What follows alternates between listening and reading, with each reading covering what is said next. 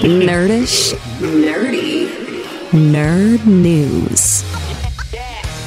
Hi, and welcome to Nerdish, Nerdy, Nerd News. Come along and ride with us as we explore, discuss, and nerd-splain some of the most interesting topics of today. Hey, I'm Tim. Hung around with nerds a lot growing up, hoping that it would rub off. I think it kind of did, because I'm kind of nerdish. And as always, my co-hosts. Hey, thanks, Tim. I'm Christian. I've been playing and writing, creating games and Dungeons & Dragons since high school. My idea of a relaxing weekend is playing vids with my buds online. I also used to do complex math troubles with my dad for fun. I am very nerdy. And with us, to help us understand the world a little better... Hi, I'm Jess. I've been programming and using computers since the early 80s. I'm a voracious reader, consistently going through about 500,000 or more words a month. I've got some biochemistry in my background, and I've been using technology for as long as I can remember. I am the nerd. What did the nuclear physicist have for lunch? I don't know. Fission chips? Do you know why you can't trust an atom? No. Because they make up everything. Oh, boo. Boo. But they do. They do make up. They really do.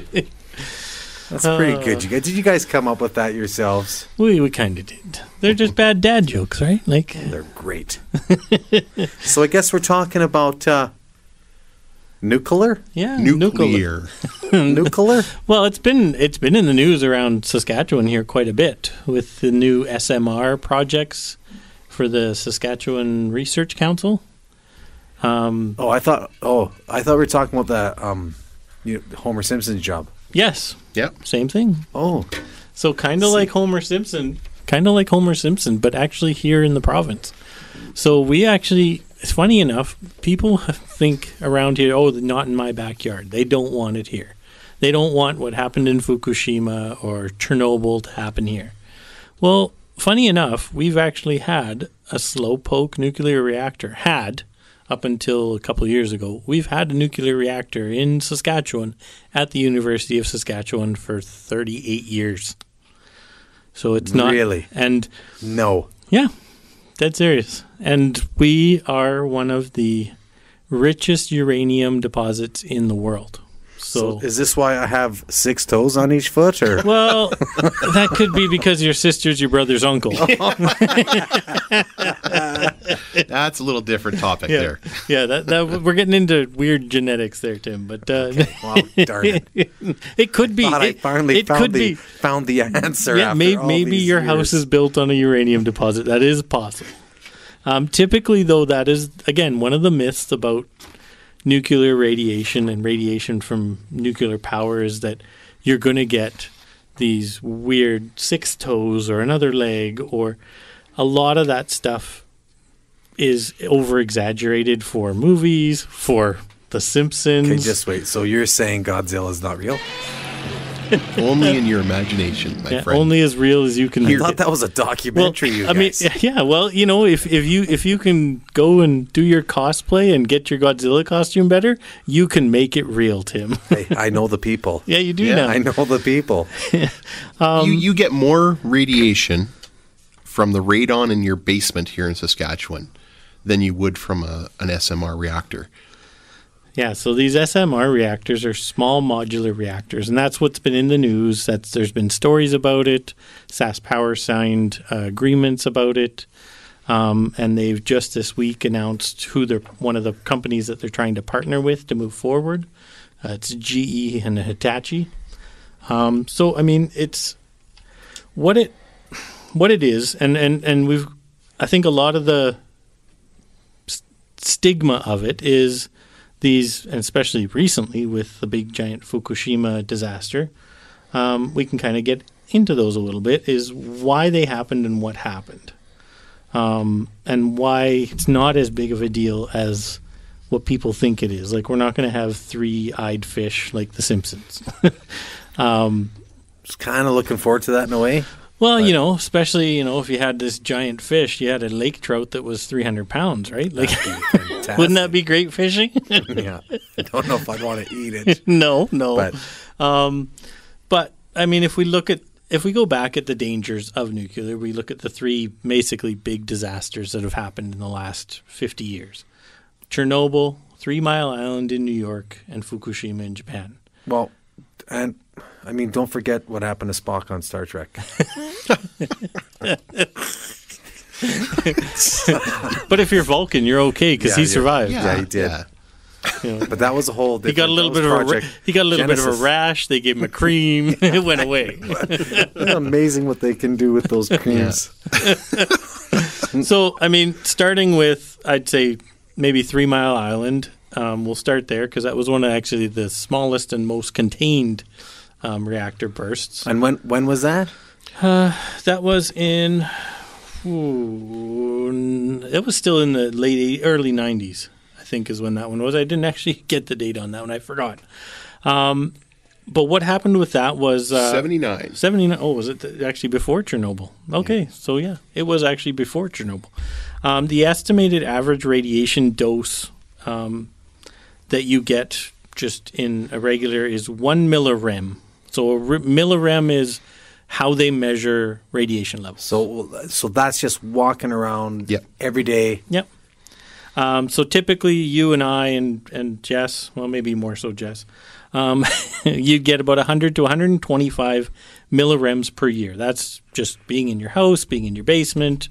Why would from the sun. Why would I get more? Well, because I don't hang out in my basement. Microwaving pizza pops. My nerdery moved upstairs to the second floor. So hey, I've got a radon detector and it's saying it's low. So. Well, mine isn't.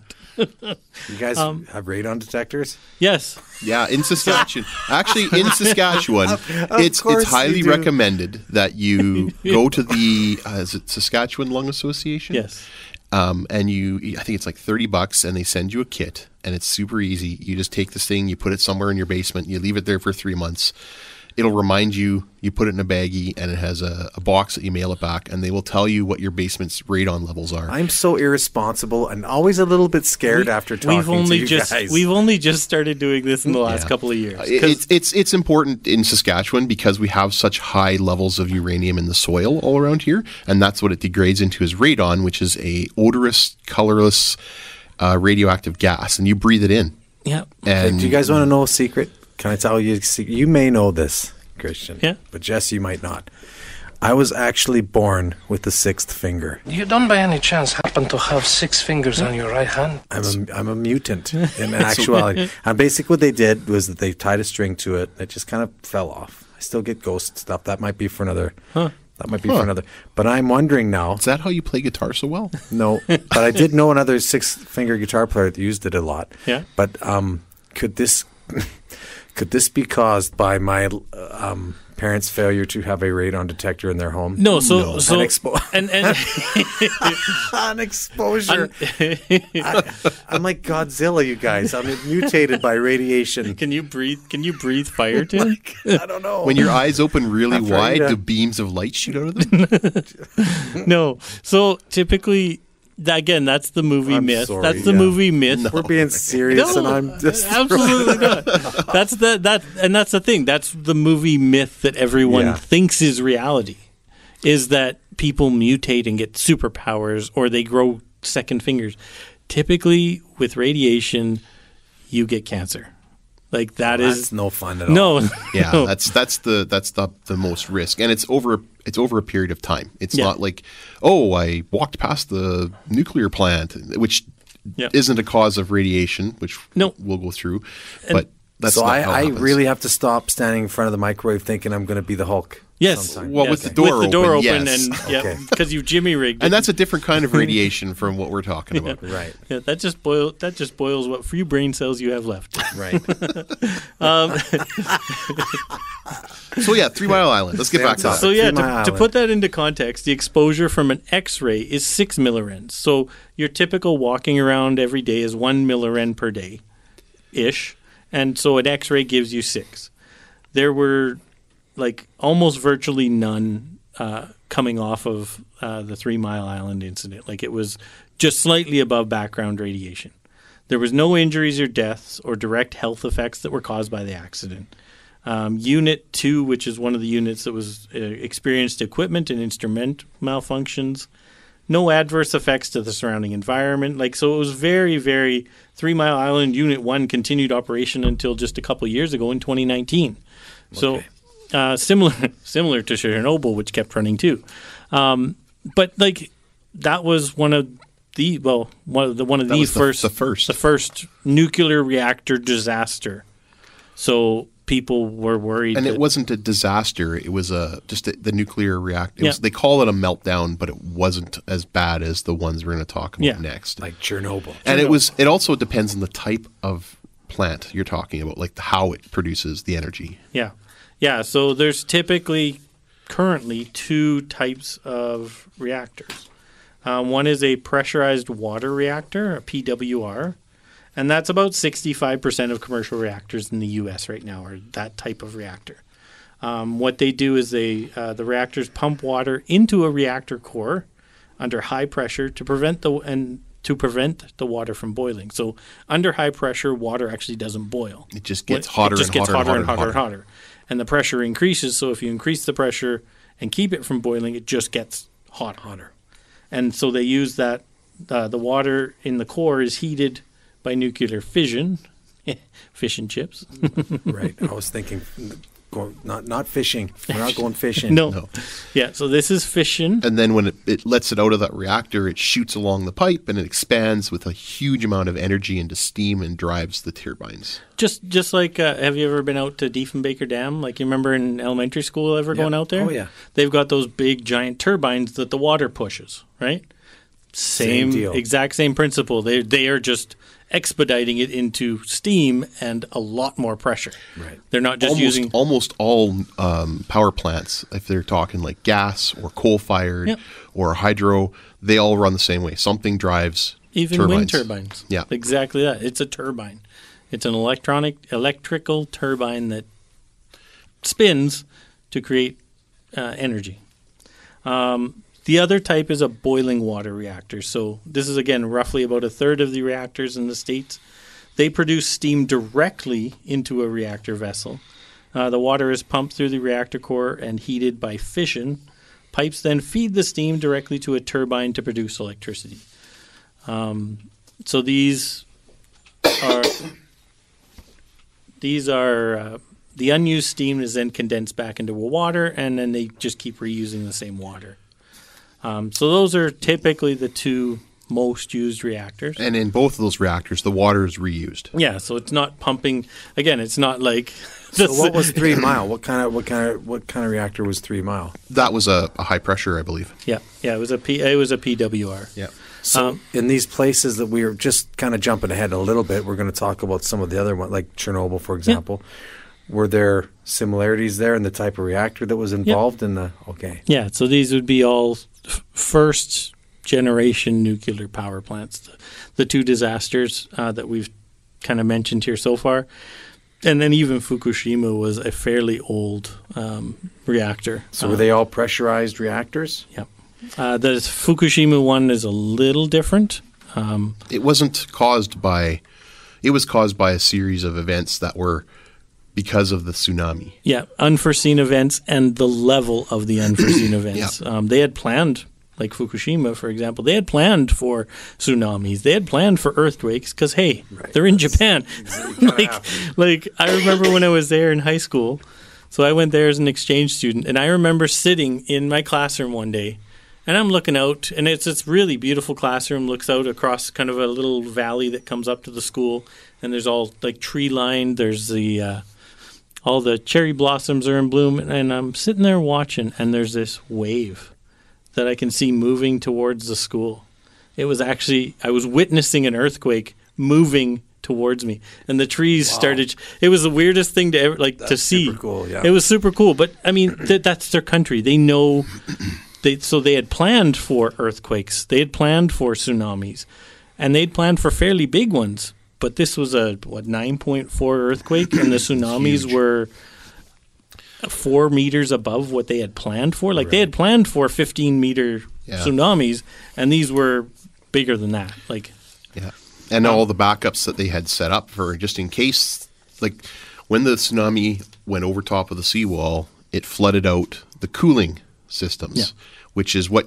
So you have your heat generated by the nuclear reactor, and it causes the steam and everything, but you have to cool that steam before you send it back in to get reheated. Otherwise, you just keep generating more and more and more and more heat inside the reactor.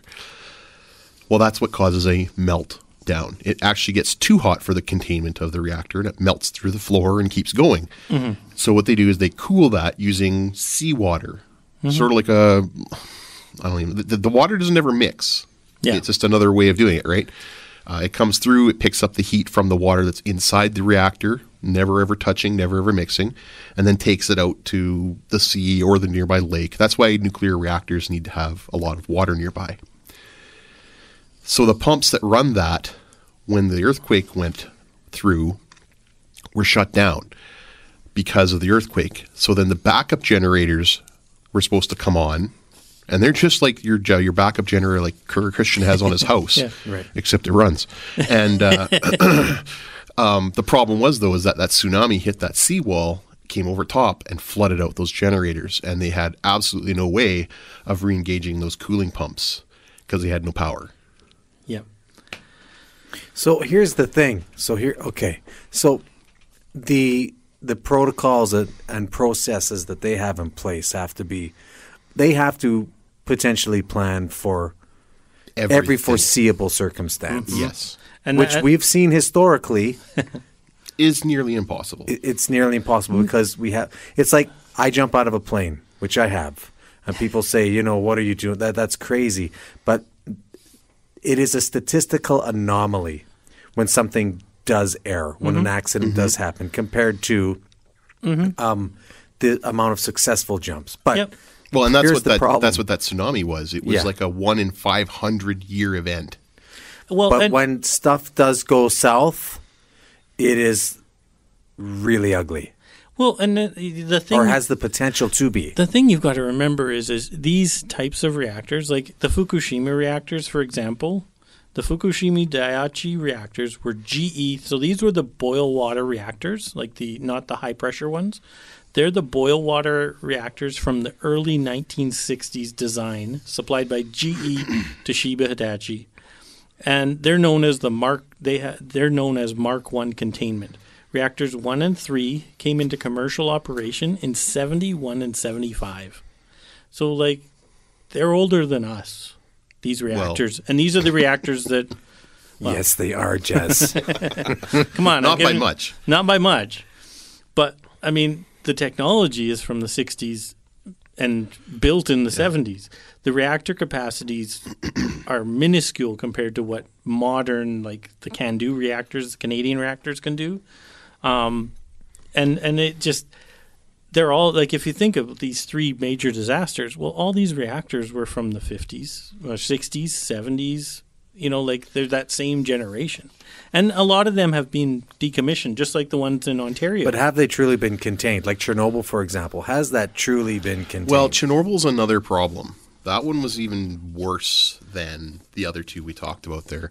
Chernobyl was an explosion. The core was actually opened and breached and spread across hundreds and hundreds and hundreds of square miles. Yeah. Yeah, so for those who don't know, who might be younger than us, Chernobyl was a disaster from 1986, and it is a true when disaster. we look at the two others, they were incidents or accidents, and fairly well contained ones, even at that. Chernobyl was a nuclear plant in the Ukraine, which we all know about right now. Right. They've actually had some videos of what's happening at that nuclear plant right now, because there are generators that are still working to this day that were in use at the time of this disaster in 86. They send crews in. They send crews of 200 in every day, and then they bus them back out. They don't live there anymore. There used to be a city. They were the product of a flawed Soviet reactor design, coupled with serious mistakes made by the plant operators. it was really a direct consequence Right. of the Cold War, their isolation. Like, they didn't want to admit to it. Right. They didn't admit to the international community until weeks later. I mean, if you want to really learn about Chernobyl itself, there's was it Netflix? It's Amazon or Netflix. There's a it's series. Called Chernobyl. It's called Chernobyl. Yeah, and I've heard about that. It's a It was docudrama. amazing. So there's a little bit in there that might be the Hollywoodized. Yeah, but the actual, when you watch it, when they're talking about like the firemen and they're taking off the firemen who responded to the accident, they're taking all their clothes and throwing them into a basement of the hospital, a basement room of the hospital. To this day, you can't enter that room. It is still too hot. Yeah. And that's just from their Incredible. clothes. Yeah.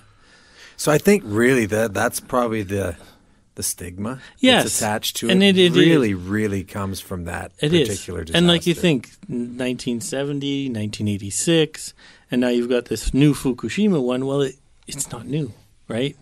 It's still that old reactor from the 70s that we're having that trouble with. Now, these are Chernobyl really though contained? Contained.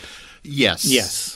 For what, 100 years? Well, the core has stopped melting downwards. Like you can go and look for pictures. If you go on the internet and look for the elephant foot, you will see a picture of the actual core that has melted through the floor into one of the tunnels that was below the reactor. And the reason why it melted was because there was an explosion and all of the cooling immediately stopped. And that was one of those PWR reactors. So it was extremely hot, and it just continued to get hotter because there's nothing to stop the reaction. So the firefighters that were there, they were pouring millions and millions of liters of water on this thing, trying to cool it so it didn't melt down. There was smoke coming off of it. The tunnels underneath were all flooded. It was a really bad thing. But right now, it's not melting down any further. It's actually cooled. I thought the core was just going to keep getting hotter and hotter and hotter for a time. It did, and that was what they were worried about. But they've also pumped about 1 million tons of concrete around it too, to help contain it. Right.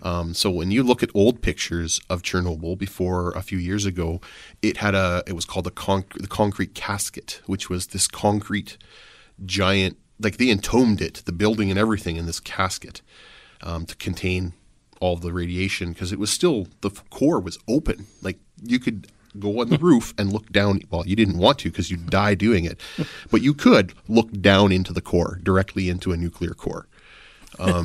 So that's how you get your third arm. That's the third arm. No. That's when everything, you bring your salamander and all of your other arms fall off.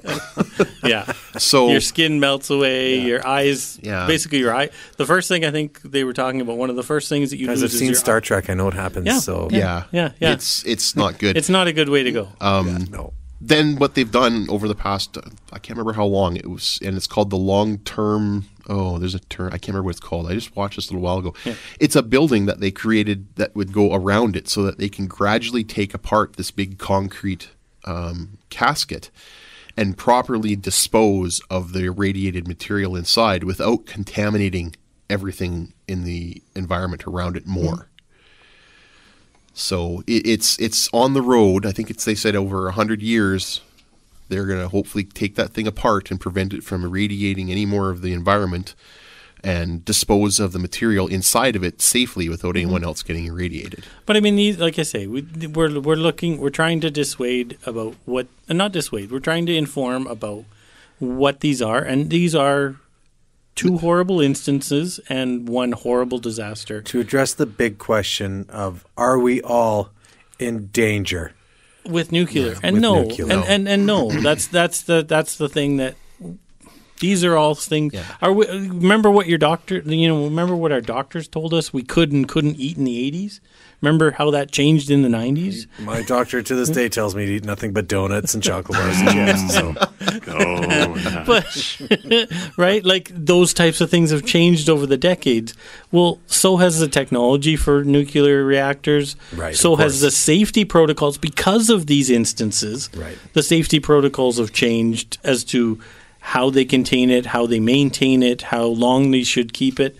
And funny enough, Canada is one of the leading We have a reactor called the CANDO reactor, and it is one of the best reactors In the world. In the world, actually, safety-wise, there are 31 CANDO reactors used around the world, and then India has actually taken our design and done another 13 that they've kind of reverse engineered them. One of the things about the CANDO reactor is it can't melt down. Mm-hmm. It's impossible. The way that it's been designed prevents the core from ever getting hot enough to melt. Mm-hmm. And the really cool thing too is the CANDO reactors use 30 to 40% less mined uranium than other light water reactors. So they're actually way more efficient. And these are just the ones that they're currently. These aren't even getting into the SMRs, which I'd like to talk about, which are the ones that the province, because we're a small, if we had a full-size CANDO reactor in the province, it would pretty much power our entire province. Well, I'll tell you what. Why don't we take a break? Sure. And let's get back into that when we get back. Let's get back into the positives of nuclear power. But, I mean, let's not forget Godzilla, though, for sure. We will definitely touch Godzilla.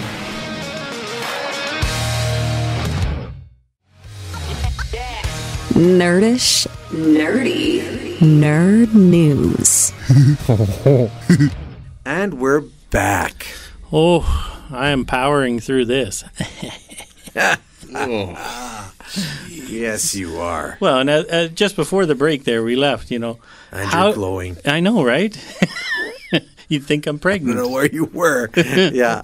So, Tim, how did the Canadian reactor respond to the energy needs of the public?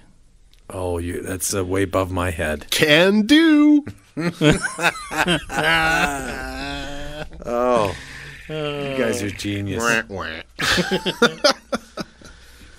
So, CANDO reactors. Yeah, I want to go just a little bit more on those. CANDO reactors are extremely safe. We've said that. Mm-hmm. There has never been an issue, an incident, or a meltdown with a CANDO reactor. Mm-hmm. One of the other things that's really, really great about them is that they can use unenriched uranium. So there's no processing for the uranium that's mined, which is another spot where you can get waste. They can use nuclear weapon grade uranium for fuel.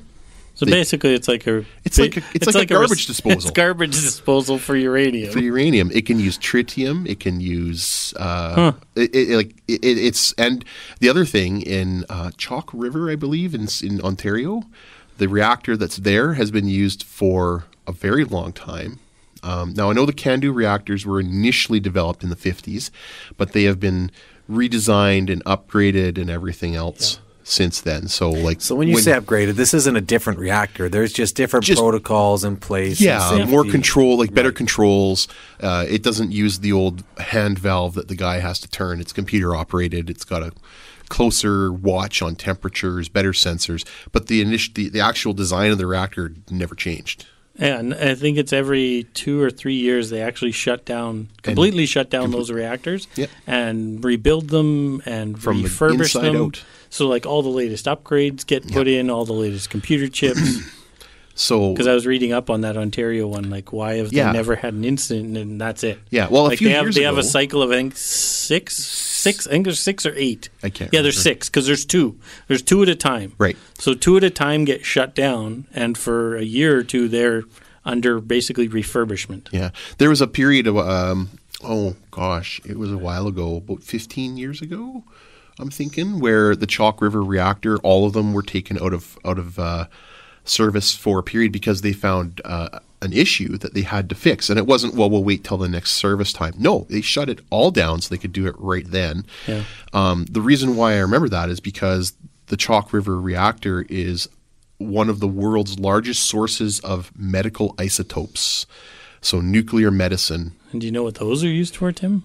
Absolutely no idea. Chemotherapy. Oh. When you go in and you get a bone scan Superman and they give you a little bit of like a bone scan when they're checking your bones for whatever, for osteoporosis, they inject you with an isotope, which is a potassium isotope? No. phosphorus isotope. Yep. And these are all created by that reactor. Wow. So there was a period in the world where There was a a shortfall. shortage. Like a big shortage. Yeah. So yeah, people couldn't get their chemo treatments. They couldn't get their X-rays and types of scans Yeah. because they needed chemo treatments to be because put they off. caught And this is cancer all- from nuclear. No. So anyways, that's just like the CANDU reactors are extremely versatile. Yeah, and useful. The SMRs that we're talking about. Yeah, so are- we've seen these in the news. The Saskatchewan provincial government, along with the governments of, I think, Ontario, New Brunswick, and Alberta, they have a strategic plan outlining their paths towards use of what are called SMRs. Now, they're small modular reactors. These are small reactors that it's not like you've seen these big cooling towers Yeah. of nuclear plants where it's like a massive concrete structure. These are smaller, more like our little natural gas hybrid plant that's going in here, or even the really small SMRs that are like the size of a school gym. Like that's the whole facility is a small little building like that. And what it'll do is power 10, 15, maybe 20,000 homes. So an SMR could be put outside of Moose Jaw. Say the one that they've actually talked about here. That's the GE Hitachi BWRX 300. It produces 300 megawatts of power. That'll power Moose Jaw and community around. Yeah.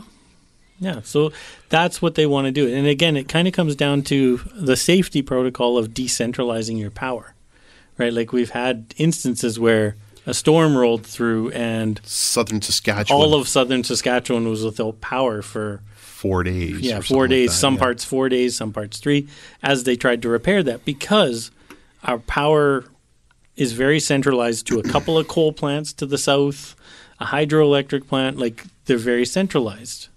Why don't we just make a great big Tesla coil like Nikola said 100 years ago? Mm-hmm. Okay, sorry, that's another episode. guys. No, and you're not wrong. Like that's the thing. Like the technology has been there. It's just I even find, the funny thing is when we're talking about this, like the myths still, because I don't know a lot about this stuff other than like all you hear is that, nuclear energy is not safe. It contributes to carbon emissions. We don't need nuclear power in Saskatchewan. Nuclear waste needs to be stored forever. These kind of things. These the like nuclear weapons, nuclear, like destroy. well, and that's the thing. You come back to Hiroshima and these bombs, the nuclear bombs that did destroy, and that's what a lot of people think nuclear is, and that's what it's got a bad rap. It does. But when you look at all the medicine stuff that you can do with it, all the medical stuff that you need to do with it. Nuclear power is one of the most highly regulated industries in Canada.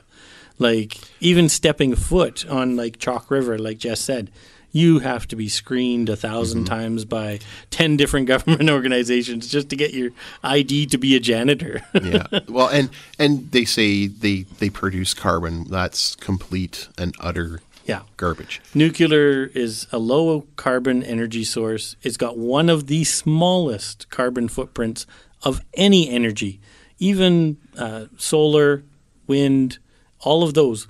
The production of those types of units per power unit, like if we get into math again, I won't. We won't do the actual math. Just the amount of gas that you have to release to create those things. Yeah, per megawatt of power is by far the cheapest way to do CO2 or to offset yourself is nuclear.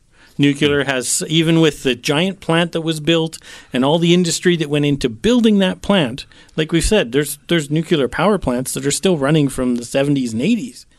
Well, like think of how long that has run, right, and how much power it has created. Well, solar panels are great, wind is great, but so just let's go back to wind. There's a wind farm that was just put in down by Assiniboia. It was just put in. It's got a 25-year lifespan, and at the end of that lifespan, they don't just refurbish them; they take them down. They're gone, and they recycle as best they can the parts. Well, 25 years isn't that long. No. And so being able to power your homes with what they call is a base load. This is the minimum your province needs to run all the time. Like even at our lowest point, this is what it gets down to. That's where these nuclear reactors will come in, is they'll provide that base load at the bottom.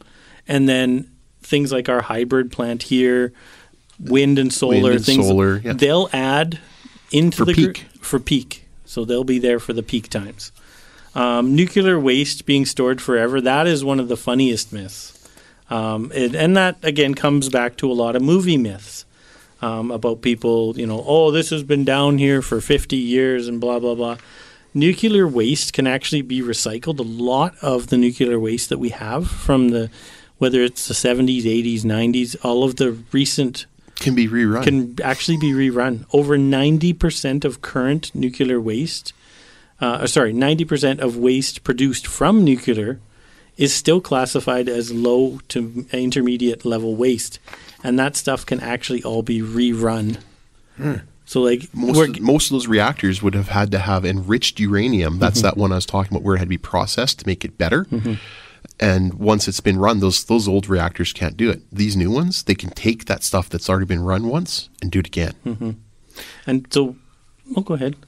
Well, I was just going to say, so at the end of the day, what we're really talking here is that we're safe, we're clean, and we're super efficient. And there's actually 2 new technologies that are coming out right now. There's a company in Florida that is actually taking nuclear waste and recycling it into batteries. These are pretty cool. Really? Guess how long this battery lasts, Tim? Like you create the battery, and I don't mean like how long it'll recharge, how many times you can recharge it. I mean, you get the battery, you put it into your phone, how long it is before you have to charge that battery. Oh, you guys put me on the spot. 75,000 years. Well, you're a little high, but not by much. 15,000 years. What? Yep. So they're actually developing these diamond batteries that are basically a small portion of radiation put into this diamond, and it radiates out radiation. But it's not.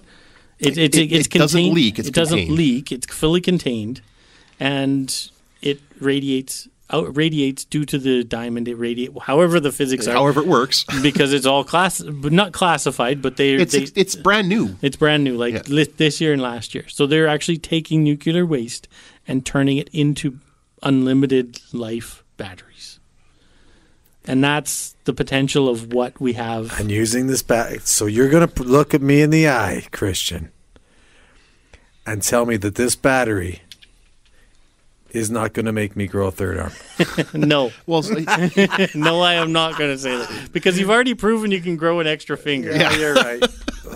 You're right. It's not something that's going to come to the public in the next 6 months. It's something that they just figured out and developed. Arconlight. That's Arconlight, an English firm. They're starting to do experimentation to see how they can develop it and the uses, how much power they can actually generate with it, how big it can be. But their early testing is showing things like cell phones. You'll get a cell phone and you would never charge the cell phone. It would stay. The first products they're trying to do right now are a micro battery for pacemakers and sensors. So like oxygen sensors in your house or fire detectors, smoke detectors, things like that. Things that use very low voltage. Very low voltage, very little everyday stuff, but it has to be on all the time for your own safety. You just mentioned this battery for a pacemaker, and I just saw Iron Man flash between the arc reactor. Yeah, it literally is. It's a little diamond arc reactor that's going to power your pacemaker. And so when you're dead in your coffin, if they haven't taken it out, your pacemaker will still be ticking away. Yeah. Isn't that something? And Zombie Tim will come alive. But that's the thing. Like that's what we're talking about. Is a lot of this waste, like Jess has said here, a lot of this waste, even from olden days, they've got 3 different new reactors that are able to reuse the old waste and recycle it. So it's like sodium cooled fast reactors. Like this is all new tech. And then the byproducts that come out of those reactors, they're not the 50,000 year lifespan for the radiation. It's like 150. Yeah. So like now they've basically, remember how I said there's 90% of the energy still in there. Right. Well, the problem is that energy is radiation. It's the radiation that causes the energy. Like it's one and the same. So if you can bleed off every ounce that you possibly can of that radiation and get every ounce of energy out of it, you've now just got basically an inert blob of nothing. It's less radioactive, and it's to the point where it's like you can go and recycling it and make it into beds and stuff. But Tim might. It's something that you could like we said, you put it into storage, and we're talking like hundreds of tons and tens of thousands of tons, because a nuclear reactor doesn't use that much. A uranium pellet from a nuclear reactor is the size of your thumb, and they might have 150 pellets. Yeah. And these SMRs, you're talking about something that's smaller. The size of a pill. Yeah, it's even smaller. So you're not talking like millions of tons or metric meter cubes or whatever. These are things that can be stored in underground storage and over 100 years. We do it right now with cheese. Yeah. And wine. And wine, yeah. And, I'm sure if you were to go to some of these places where they have the really high-end scotch, they have barrels that are 100 years old that have been sitting there. It's not like it's difficult for us to store something for that long. Yeah. Well, after today's conversation, you may have destroyed some of my dreams of ever becoming strong like the Incredible Hulk or the three-eyed fish. Catching a three-eyed fish or a 300-pound trout in Lake Diefenbaker. Watching Godzilla at the zoo, but it might have made me feel a little safer all in all. I think the potential for our province being as widespread as we are, and especially like northern communities, mines, places like this, where getting power into them means trucking in fuel for their diesel generators in the winter, because you can't do it in the summer. Or flying it in. Or flying it in.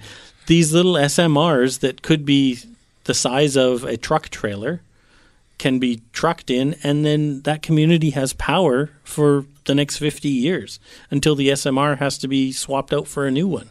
Like literally a little battery. Like here's, and the SMRs, the byproduct of the SMRs is actually that they take the heat out of them. So because they're small modular reactors, they actually take the heat out of them, and they can pump them into a heat reservoir within the community. So you can use those SMRs, the waste heat that comes off them, to heat your homes. Yeah. So no more fuel oil for... No, so then that's the thing. Yeah. It's clean heat, not passed by the reactor. Yeah. And here's the extra radiation with your heat. It's not that.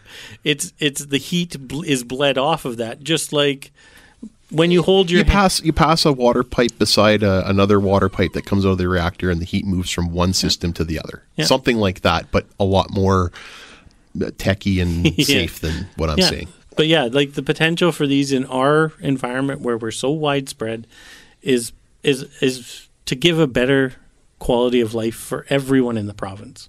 So if someone wants to educate themselves a little more, how can we go about doing that? How can we get our ear to the ground on what Saskatchewan is doing? The Saskatchewan Research Council is the one who has been spearheading this back all the way since they had the slowpoke reactor up at the University of Saskatchewan. Like they really have been on the forefront of this and are continuing to with their current bids and their current plan right now with these So no decision has been made to use them yet, but when that decision is made, everything is in place. We've got the model picked, we've got the plan made, we've got the partnerships in place. Where they're going to go. All we need is the okay from the government to say we're going to do it. Yeah, and this will allow us to significantly reduce our carbon footprint, because here in the southern part of the province, we are a lot of coal, right. and that can really get rid of that footprint. So I'm looking forward to it. I think it is a great potential to help us out and really make our world a little cleaner. Well, that's interesting stuff, you guys. I guess I'm going to have to stop standing in front of the microwave and wishing.